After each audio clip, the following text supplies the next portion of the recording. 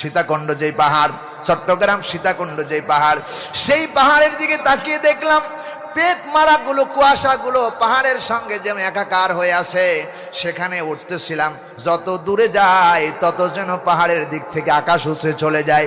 এই মাটিগুলো, এত মাটিগুলো কে উঁচা করলো, কে এত গভীর করলো, এই ক্ষমতা দুনিয়ার কোনো মানুষের নাই, কেবলমাত্র আমার আল্লাহ রাব্বুল আলামিনের। চিল্লায় বলেন ঠিক কিনা?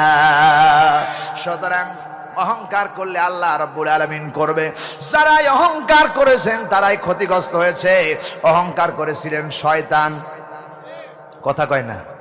আল্লাহ রাব্বুল আলামিন বলেন, وَإِذْ قُلْنَا لِلْمَلَائِكَةِ اسْجُدُوا لِآدَمَ فَسَجَدُوا إِلَّا إِبْلِيسَ أَبَى وَاسْتَكْبَرَ وَكَانَ